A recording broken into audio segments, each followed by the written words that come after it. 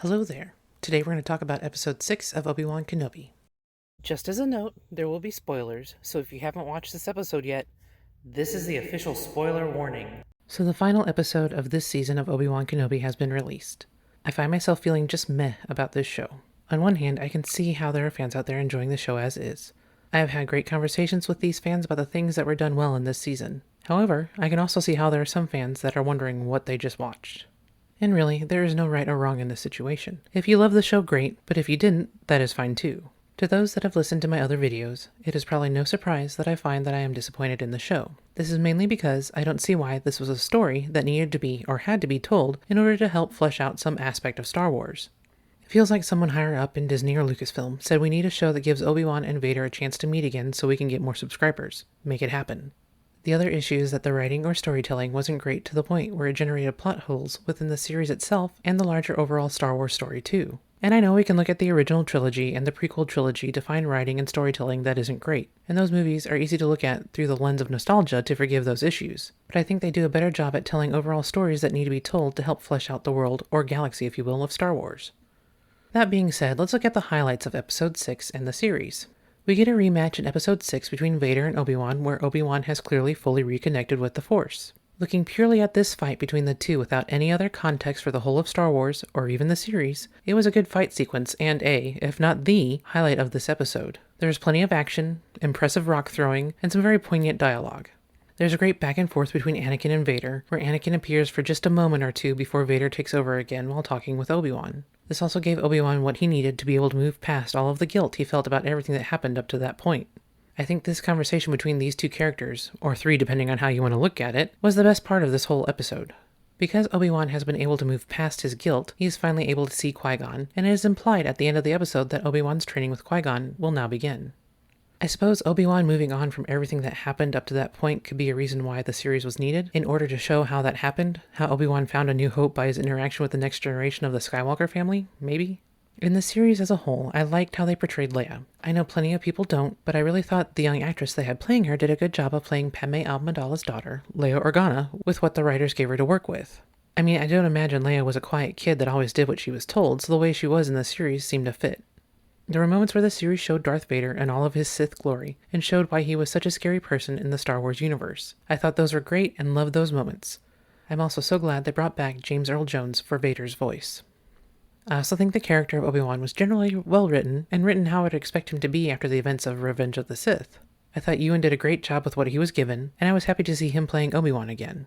I liked the new characters like Haja, Roken, and Tala. I wish we'd have gotten more about them and their stories, but I realized this was a short season, so there really wasn't time for that. I'm guessing there are spin-offs that will happen for these characters. Wouldn't it be interesting to find out that Haja is actually Force sensitive, but he uses his tricks like we saw in episode 2 to stay off the Empire's radar? That would actually be an interesting story to see how that played out for that character.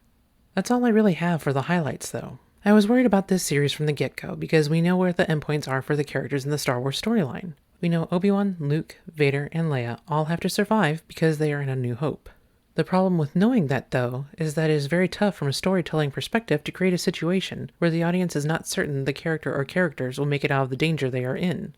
We all know they make it, so there was really never any true danger for those characters, at least as it was written in this series. I know the argument to this is, well, you knew where the prequels wound up since they had to feed into A New Hope, and yes we did, but did we know there was going to be an epic lightsaber battle on Mustafar to get there? No, we didn't know that, and it was an incredible lightsaber battle which held several different storylines in that one sequence alone. Good versus evil, brother versus brother, can Anakin be saved? All of that and more, which is probably the main difference. The storytelling on that was great. We knew Obi-Wan survived that fight, but that was still one heck of a fight where while you knew he made it, they broke your heart because he was having to fight his brother after losing most of his Jedi family at the hands of his brother. And Obi-Wan, in a way, had to lose the fight to redeem his brother so that Darth Vader could live.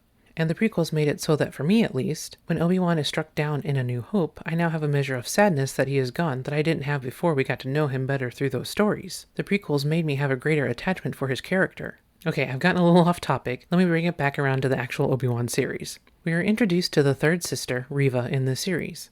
I think they shortchanged the actress and didn't give her enough to work with in the series. Additionally, they shortchanged that character and didn't give that character enough of a backstory or overall story arc to really get the audience invested in her. She also survives the series with knowledge that Luke is somehow important to Vader. The series never expressly states whether or not she knows why he is important, but now she knows this, and Obi-Wan lets her go. I say this because in Rebels, and I know I keep going back to this series, but it takes place in the space between Revenge of the Sith and A New Hope, just like this series, so really it is impossible not to go to or compare against Rebels because of that shared space in the Star Wars universe. Anyway, in Rebels, Maul makes it to Tatooine and figures out that Obi-Wan is there guarding not something, but someone. And the minute that Maul says that out loud, the look on Obi-Wan's face changed because Obi-Wan now knows he has to do something to protect Luke from Maul. Obi-Wan knows he is going to have to kill Maul. It really shouldn't be any different in the case of Reva. I know that is a darker point of view, but I feel that based on what has come before in Star Wars, and to ultimately protect Luke, it would be Obi-Wan doing what must be done.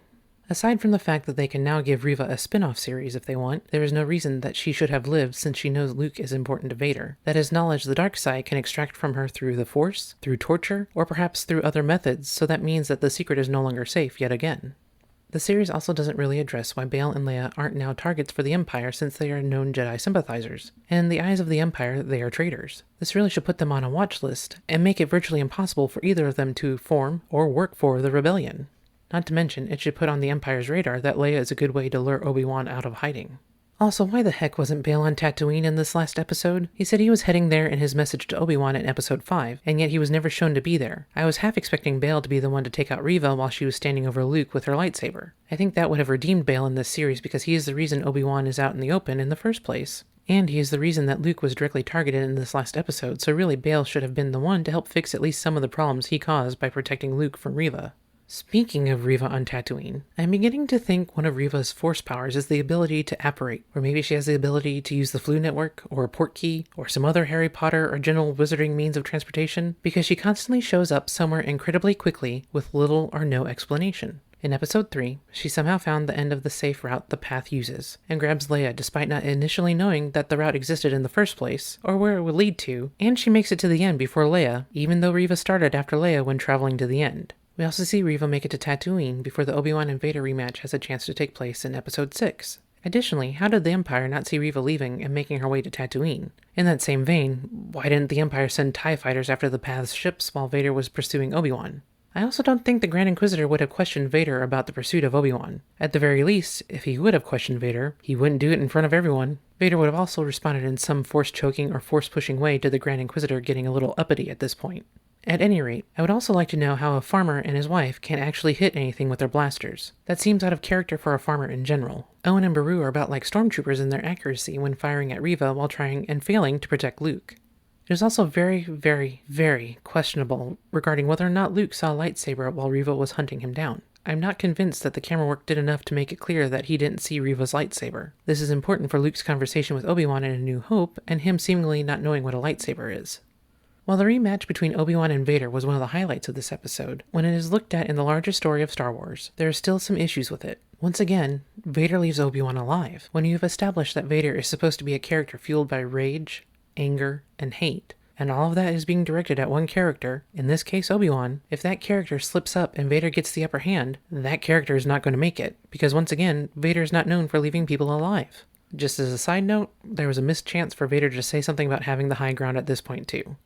Also, now that Vader has actually done the kindness of relieving Obi-Wan of his guilt, Obi-Wan no longer has a reason to leave Vader alive, since Vader is such a threat in general and a threat to Anakin's kids. Yes, I know Vader has to make it to A New Hope, but the reality is that once Obi-Wan had him dead to rights this time, since his brother Anakin was killed by Vader, there is nothing left from Obi-Wan's point of view that redeems Vader, and would truly warrant letting him live. The fight also seemed to pull in things that were already done before. We see Obi-Wan lift up a metric ton of boulders, like Rey did in The Last Jedi. We also see Vader's mask get broken and a flash of Anakin like we did in Rebels. While I get for those that haven't seen Rebels, that sequence was amazing. For those of us that have seen Rebels, it detracts a little bit from that event in this series, as we have already seen it done. Which, since this is a made-up world, there are infinite possibilities of what can happen, so it is a bit lazy from a storytelling perspective to do the same thing over and over. There had to be other ways to show flashes of Anakin, and for the three of them to have that conversation.